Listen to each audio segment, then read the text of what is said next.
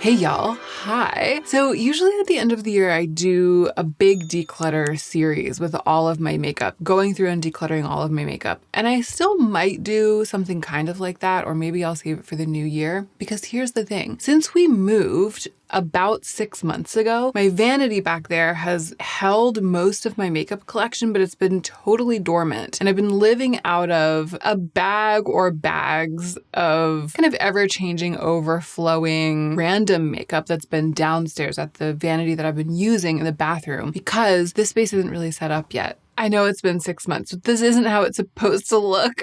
We just haven't had time to turn this space into a more beautiful YouTube background and a functional vanity, which is what it will eventually be. As it is, though, the makeup that's in play is just this jumbled mess, this mix of stuff I'm testing, stuff that I have used for a long time and really depend on, stuff that I really have fallen in love with so much that I want to keep it all the time, and stuff that I haven't, but it's just still there because I haven't weeded it out yet. So in this video, I'm just going through all of that stuff, and I'm basically going to tell you what I have fallen in love with that I've been testing, what has risen to the top, and what hasn't risen to the top and why. Like, what's in that bag that just keeps sinking to the bottom and I keep forgetting about it, and why haven't I fallen for it? If this is your first time watching one of my videos, I hope you'll consider subscribing. And now let's go ahead and get into the meat of this video.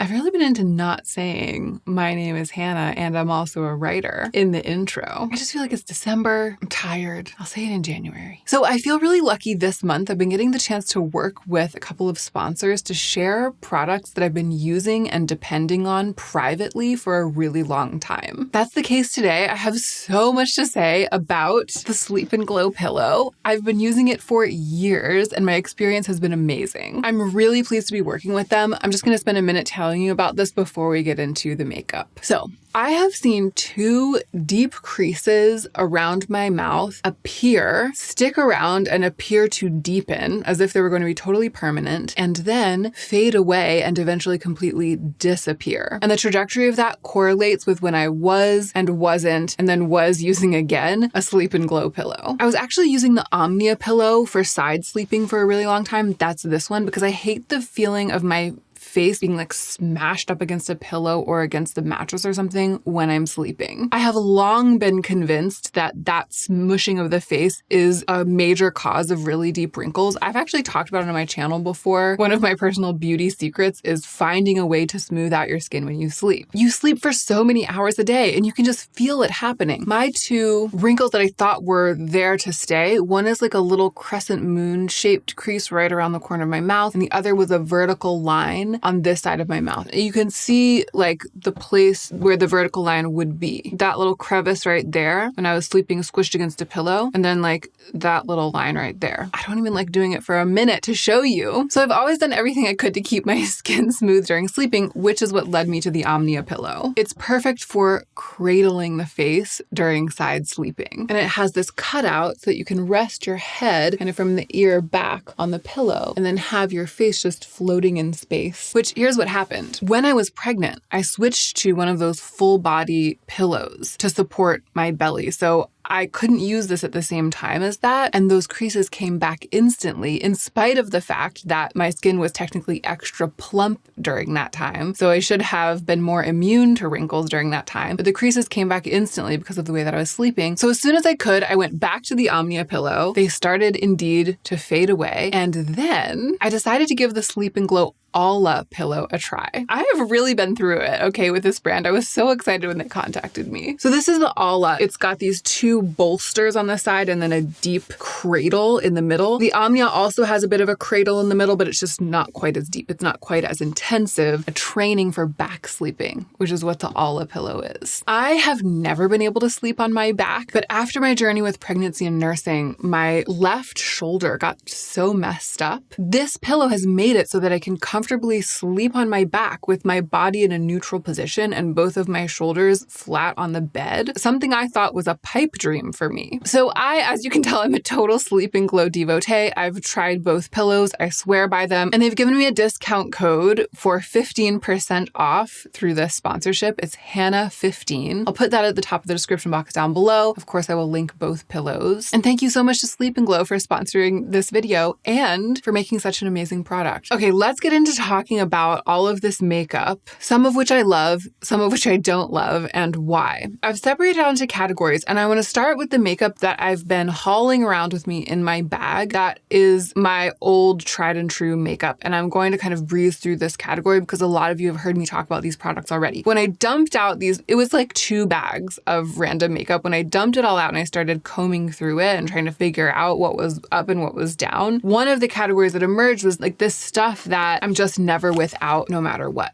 2 of them are green color correctors. The Exa High Fidelity Color Corrector, which is great because it has some clay in it, especially if you have oily skin. But I think that clay content is why I have been defaulting to the L'Oreal Prime Lab 24-hour redness eraser lately, because it's gotten really dry and my skin is really, really dry right now. I am so amazed by this. I actually pulled this for a recent video and then it ended up in the bag because I was like, I want to use this every day. On days when I'm not filming, I've been using only this and then spot concealing for complexion because it does such a good job of evening out, neutralizing the redness and just making my skin really look like its healthiest, best, freshest self without covering anything up. Absolutely love that. For spot concealing, it's been the NARS Soft Matte Complete Concealer in Chantilly. It's just a super full coverage pot concealer, and I use it on a little brush. My go-to brow products for these several months have been the Refi Brow Gel and the Kimiko Brow Pencil in the shade Black Tea. I also really love the Kimiko Brow Gel, but I used it up, and so it hasn't been in my bag for a long time, and I went back to this one from Refi, which I still had, but they work perfectly well together. Both the Refi and the Kimiko Brow Gels are extremely strong-hold, and that's what I need, something that's really going to set down. And I love the shade of this, a very cool-toned, dark brown. And then for mascara, I have been using the Ilia Limitless Lash Mascara. This is an old favorite that I pulled back out because my friend Matt came to visit and his eyelashes were just fire. So long, so beautiful. And it was the Ilia that he was wearing, and I was like, I still have a tube of that. So I got it out and I've been using it as my like high voltage black mascara ever since. And then I recently revived the House Labs Triclone Foundation in the white shade. It's like a base for a really good BB cream that makes the skin look kind of luminous and flawless. Of course, I mix it with something else, but I'm often testing base products that aren't quite the right shade for me, and they're often just a little bit too dark. So I find this really useful, and I had kind of forgotten about it, but again, I brought it back out recently for a video. I was amazed by how easy it was to use and how good my skin looked, and it reminded me why I had kept it in my collection in the first place. And since then, it's been in my makeup bag floating around getting some use. So those are the ones that they're like favorites from past years, basically. Everything else that I'm going to talk about is something that I think arguably could be considered a favorite of what I've tested this year. Because what's happened these past 6 months is like anytime something new has come into my life, if I've bought it for review or if it's been sent in PR for review, I've tested it and then it's either ended up in that makeup bag or not, or it's ended up in there and I haven't used it much. The things that I do love have ended up in that bag and then stuck around because they're like my favorite thing that I've tried over the past 6 months. It's like the sieve that has caught them has been the sieve of me wanting to use them almost every day. But it didn't make sense to keep these things, those things I just talked about, in that same category because they're in there because they're just so good, tried and true, and my favorites for years, etc. It's a little different. Okay, let's start with complexion, and we'll start with favorites, and then I have some non-favorites in the complexion category. In each category, I have like the favorites and the not favorites. So in the complexion category, Merit Great Skin. Merit released 2 lighter shades, I think, than their original lightest shade or lightest shades. Lighter shades of Great Skin. I have always really loved the finish of this product. I'm always looking for skin products that don't look like makeup, even as the day wears on. So a lot of serums, like tinted serums, BB creams, those kind of skin, like foundation lotion hybrid type of things. They might look really good when you first put them on. And then a couple of hours later, they're bunching up, they're sinking into the pores. They really look like makeup on the skin. They just don't sit quite right. The Merit Great Skin Is that what it's called? No, it's called something else. The Minimalist. The Minimalist from Merit. It just looks good all day. And I loved that about it when I first tested it, but they didn't have anywhere close to a light enough shade for me. Now they have these two shades, Ceramic and Chiffon. Neither one is quite the neutral olive tone that I'm looking for, but when I mix them together, they work, especially with a little bit of green color corrector mixed in. And I have gotten a lot of use out of these. I remember I was talking to my cousin one day when she was still living with us, and she was looking at me and she was like, "What's on your skin?" And I said, "Oh yeah, it's the Merit Minimalist. I'm finally able to wear it because they have light enough shades for me and I've had to mix them together, but it's really exciting." She was like, "It looks so good." She was like right up here, right up in my face. And she was like, "Your skin looks so good." And then the other thing that I feel has been making my skin look so good this year is the Refi Concealer. It's magic. It's just, there's something about it. This is the winner. This is the winningest winner of Complexion of the year and one of the winningest products of the year. Like, it's probably top 3 to 5 overall, and maybe I'll make that call at the end. There's something about the finish. It's illuminating and blurring at the same time. So it makes your skin look, the surface of the skin just looks so dewy, like clear, smooth, and dewy, but not wet to the point where pores and wrinkles are enhanced. It is just so beautiful. Multiple times on here, I have tried to describe the finish, the thing that this does. And it's sort of like medium coverage. So you can just get basically like a skin tint coverage all over your whole face with this if you spread it thin, but it can also be built up. A beautiful product for the under eye. Multiple times I've tried to describe the finish. I don't know if it's possible to fully describe it or even to show on camera, even to show it well enough. But many of you in the comments have said that you have gotten it either because you were curious or after you heard me talking about it. And everyone has been like, yeah, there's something about it. It's gorgeous. It's glowy. This is the product I was wearing on my skin when that man sprinted across the lobby of the hotel at Palm Springs and was like, "Tell me about your skin." And I told him. Okay, the thing that has not risen to the top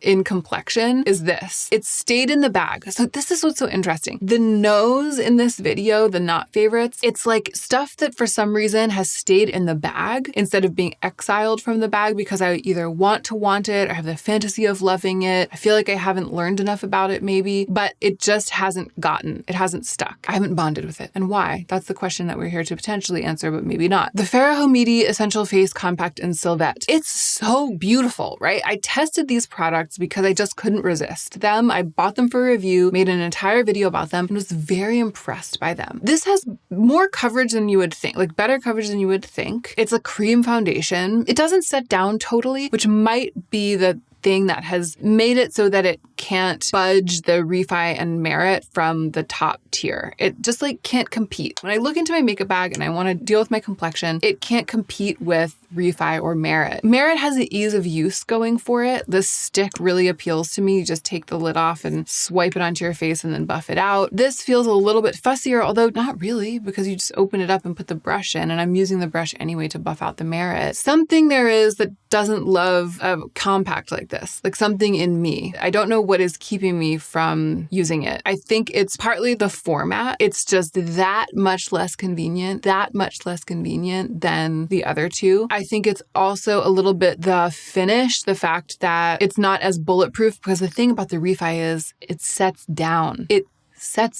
really becomes one with the skin. It makes it so that it's not going to rub off on my phone. You can't say the same about the Farrah Homidi. So I think that those are the two factors. It's not a bad product. It just hasn't been able to compete for my face against those other extraordinary ones. The other thing is the highlighting cream, which is really awesome. It's kind of Vaseline-y. It's a little bit of an editorial product. I really want to put it on my face right now. It's beautiful, but it's going to stay tacky. It's going to stay a little bit tacky all day. So in use, in the everyday, it's not my one and only. Let us talk about cheeks. It's actually a good segue because we were just looking at a cheek product. Wow, that's the second time in this video that I've smacked the hair light. I hope it's okay. Back to the favorites category. Okay, in the favorites group, cream of the crop, best of the best in cheek, we have, unsurprisingly, the Rhode Pocket Blush in the shade Sleepy Girl and the Surratt Beauty Torch Lumiere in the shade Diamante. Sleepy Girl from Rhode is a beautiful kind of dusky mauve, just a good solid blush color. I want to put it on too. Wow, this was a mistake. And you know why?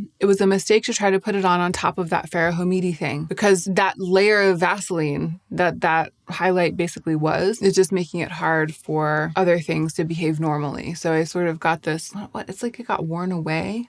Okay, I need to cool my jets a little bit. Anyway, I haven't really been able to demonstrate it. Sleepy Girl, the color's beautiful. It's so easy to apply. Clearly, I love like a stick format like this, but it's the finish. It has something going on that's similar to what the Refi concealer has going on. I feel like the designers of Refi and the designers of this blush, Hailey Bieber, or whoever's doing it, they know something about, it's like maybe some sort of cosmetic ingredient has been discovered that creates that very dewy, healthy, plump skin finish without it being tacky, without it being Vaseline-y or balmy, and without it having any visible sparkle in it. And it feels like that is in both the Refi concealer and the Rhode blush. My skin, when I wear them, just looks so good, and I can't get enough of it. I've worn this Rhode blush more than maybe any other single makeup product this year. Maybe the Refi concealer. No other blush has been able to come close to touching it over these past months. And the same is true of the Torch Lumiere and Diamante from Surratt. I just love how thick and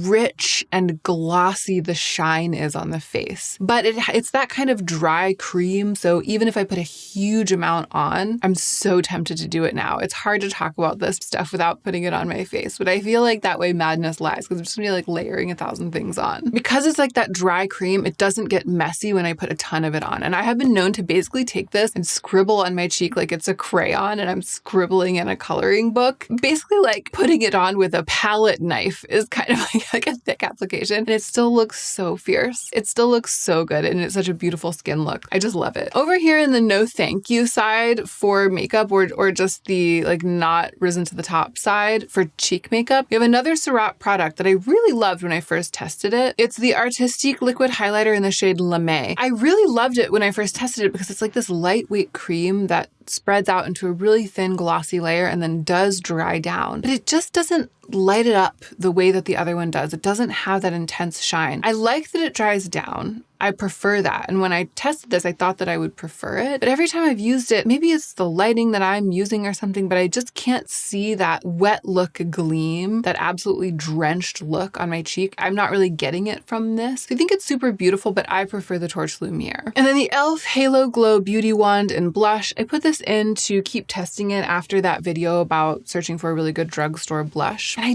couldn't get along with it. I really liked it in that video. I thought that I would really love it. It's something about the illumination and the pigment together and the way that they interact and like the plane of my cheek. It always kind of got out of control. Then my cheek would look kind of weird and bumpy. It's not the elegant formula that I originally thought that it was. Let's talk about eyes. In the eyes category, curiously, I have way fewer favorites, like way fewer that are the cream of the crop than I do no thank yous. So a bunch of them have not impressed me. A bunch of eye products have not impressed me. But the ones that have are these. The Redhead Revolution mascara in the shade Genuine Ginger, an actually brown mascara that reads as brown on the lashes, on my lashes. This is basically the color of my hair, an actual kind of gingery brown at this point in my life. When I get a lot of sun, it turns almost blonde. It's like technically strawberry blonde, but I get no sun right now. So this is what we have. It looks so natural. My eyelashes are blonde, but this is what they would look like, I think, if they really did match my hair, and it looks so natural. It's a good formula. I've almost used it completely up. This is one of the finds of the year for me. The Merit Eyebrow Pencil in Brown Black. It's so great. It's this really tiny fine tip, really lovely, elegant gel formula of a pencil. So easy. I love the color. I just use it up so quickly. The formula, I think it's hard not to use a lot every time because of the formula, because it's like this melty charcoal. I love everything about it except that. It wouldn't make sense for me to continue to repurchase this, but I'm glad that I have one. Now, over here in the category of eye products that I've tested and loved enough to keep in my bag and want to keep using, but for some reason I haven't fallen for them. First, we have these. These are new shades of the Armani eye tints. I think this one's called Tobacco and this one's called Sparkle. I loved these when I first opened them. They're so subtle, easy to use, sparkly, such pretty colors, such beautiful colors for me. I have the darker brown one on my lid right now, but as you can tell, just a soft wash. I just put a tiny bit, dabbed it all over with my finger, and I really like that. It almost looks like my eyelids are just a little bit stained with pigment, you know? A couple of months ago when I first got these and I started using them, them, I would have predicted that these would be in the other category. But over time, I've realized that they crease a little bit. Not badly, and in fact, not badly enough for me to not want to wear them or keep them. You know, with a liquid eyeshadow, you can give it a formula that'll cause it to set down. You could do a little bit better. You could make it more bulletproof than it is. A cream eyeshadow in a pan, like those ones from Rowan, do you remember those? Like, then it makes a little more sense that it's going to be a little bit creasy. But something like this, it's just a little bit of a letdown. I would have liked for it to not crease, and I don't see any reason for it to. But you can see it, right? It's starting to gather a little bit in the folds of my hooded eyes. So I do really like them, and I will continue to use them, but I can't claim that they're like favorites of the year. Patrick Ta Still at the Club. Another one that I totally thought would have been in the other category when I first used it. And the reason that it's not is that I haven't been using it. I loved the way my eyes looked when I used this. I loved how it went onto the eyes. I still really like it. I'm still fond of it. I've still been keeping it in my bag, but I have not reached for it since that day that I tested it. I haven't used it. And that's because in my mind, in my memory, the look ended up looking kind of purple. It doesn't look purple here. I wouldn't call that purple. I don't think it's purple. I feel like on my eyes, on my face, and maybe it had something to do with contrast with the rest of my makeup or with the green in my skin or something. That day, when I looked at myself in the mirror, I felt like I had a slightly dusky purple eye look on. And also in the footage, when I was editing it back, it ended up registering to me as a shade of purple. And so it might just be psychological, but it's like I can't get into it. Not that I do a little bit dislike purple eyeshadow. Not this kind of dusky plum. It's not that I dislike it. It's that I don't feel up for it most days. Most days I want something a little bit subtler, grungier, something that's not even whispering the word purple in a dream. I feel like it's not purple, but it's whispering the word purple in a dream that has caused a barrier to spring up between us, and I have not continued to investigate the potential of our bond. That is all that has happened, and that's just the reason that I don't love this yet. It may yet happen. I might get over it. I'm gonna put a little on my eyes right now, just of the topper. Yeah, I think there might be a little silvery blue in the reflect or something. It is gorgeous. I still want to bond with it, right? I like it and I want to love it, and it just hasn't happened yet. Surratt Brow Pomade in Deep Brown, an extraordinary product for turning your brows into bramble patches, like these wiry, thick, intense, natural looking, wild brows, which I love, but it's a bit fussy and can get out of control really fast. And if I'm desperate for a super thick, intense brow on any given day, it's nice to know that this is there. Like, it's nice to use this, and it's good that it's there. Almost always when I see it, I feel like it's going to be more trouble than it's worth. So I haven't really used it very much. The Merit pencil, this is the same eyebrow pencil, but it's in the shade dark brown. So they sent me brown, black, and dark brown when they first launched. And the brown black I loved so much that I used it up, and then I ended up buying it again. The one that I have here that was in my favorites category, I actually bought because I love the color so much, even though it was foolish because I used the other one up so quickly. In the meantime, in the interim, I used dark brown because I loved the formula so much. I actually went somewhere. I went away for a couple of days and I took this with me because I was like, oh yeah, I love brown black, but I'll probably also like dark brown. No, it's so warm. It's so warm and it's not dark enough, and it made my eyebrows look like a calico cat because it was like a mix between the sort of orangey brown and the dark ashy brown of the actual brows. So I really don't like even though it's dark brown, you would think it would work. I really don't like this color of the Merit brow pencil. And then Lisa Eldridge Kitten Lash, I just could never get into it. It never did anything for me. It always made my lashes a little spindly, stick together. I always felt like I had to find a different mascara, dig up a different mascara, and go in with a different formula and a different wand, even to get them to fan out a little bit and even to get them to be like a low-key version of their best selves. I could just never get there with this. Okay, let's move on to the final category, which is lips. And in this category, we have the opposite situation. I love a lot, and there isn't much that hasn't impressed me. We've had a good lip year. We've had a lucky lip year. Or maybe what's happened is that because I am so into lip products, things that I haven't wanted to use have gotten kicked out of the bag altogether. And then I've ended up keeping a lot of things in the bag. I guess that amounts to the same thing, us having a good lip year. Let's just get into them. Lawless, Forget the Filler, Lip Plumping, Line Smoothing Plumping Gloss in the shade Rosy Outlook. Look how much of this I've used. It's almost gone. I would say there's only about 1/6 of it left in here. Here's what I like about this. I use it as a treatment. Like today, I put it on before I went in with a lip color to plump and smooth and moisturize my lips. I have had a lot of lip plumpers that I've used like that over the years, and most of them plump the lips in the moment, but they feel like they're a bit drying in the long term. And they also cause the lips to peel a little bit in the moment. The process would have to be, I would put it on, my lips would get plump, and then I would have to sort of exfoliate them, re-moisturize, and then add whatever lip product I was planning to wear that day. This doesn't do that. It doesn't cause my lips to peel. It doesn't cause them to get dry. I feel like I can use it multiple times in a day, and it's good for my lips instead of being bad for them. And that's why I have used so much of it.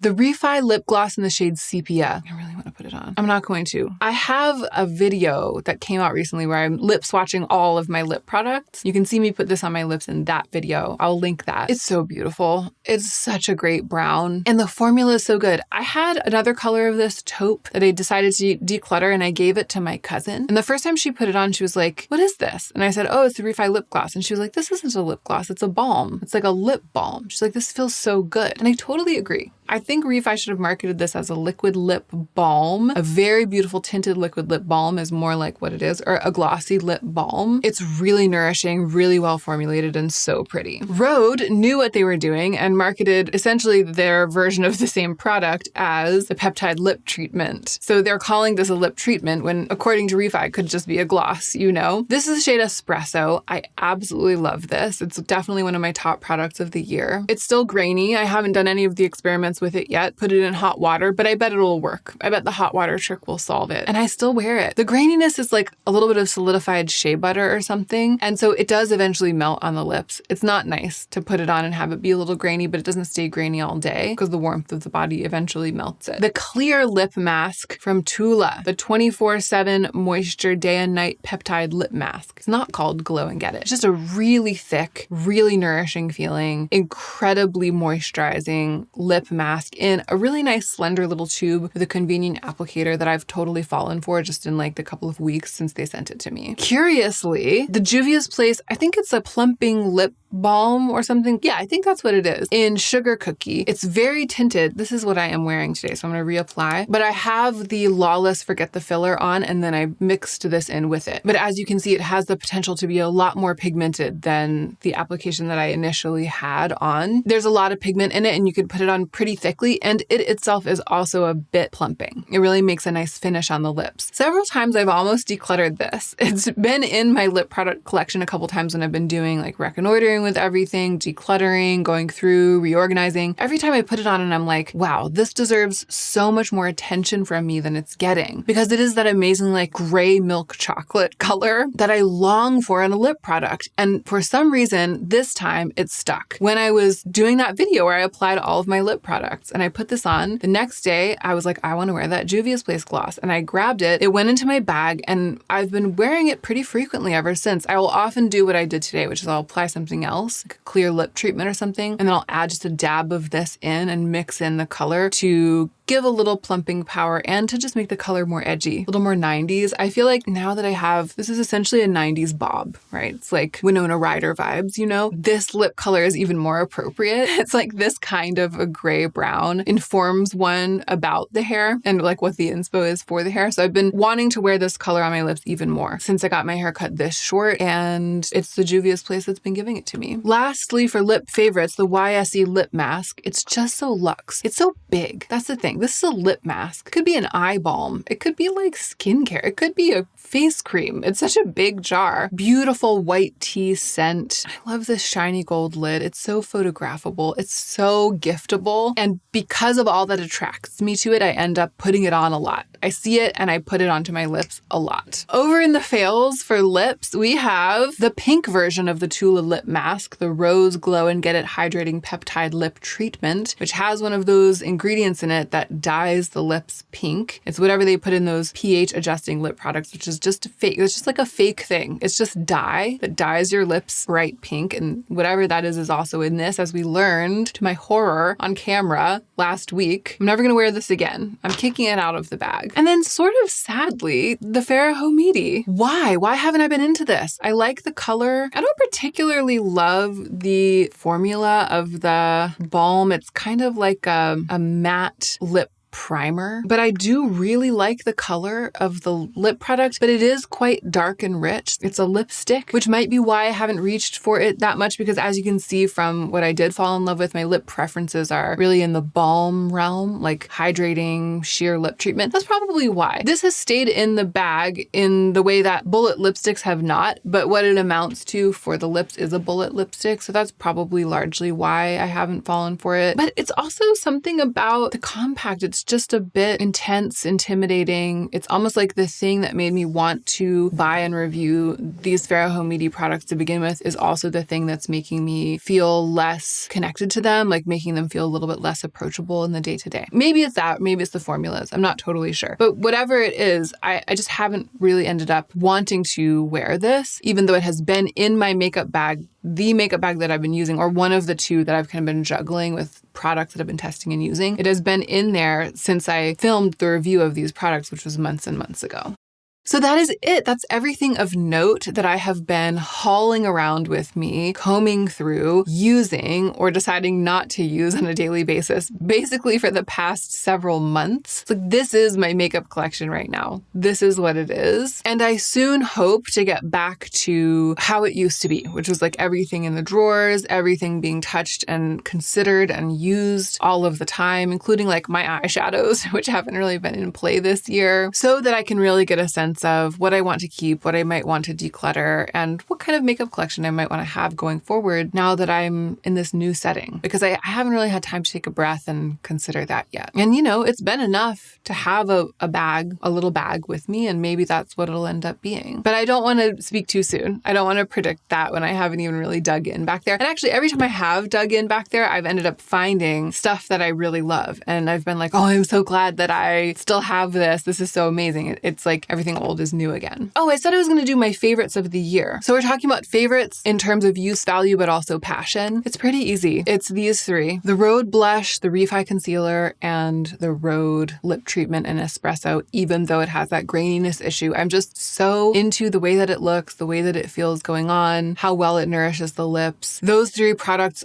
I feel like they're all I need. They're my little edit, right? They're my little edit of absolute favorites this year. And they have really distinguished themselves. I thought I was going to just smear Rhode. I thought I was going to try the products and just pan them. And instead, two of them are my favorites of the year. It's so wild. Okay, that is it. Thank you for being here. And don't forget to take extra good care of yourself so that you can be the most effective version of yourself as you do your work in the world.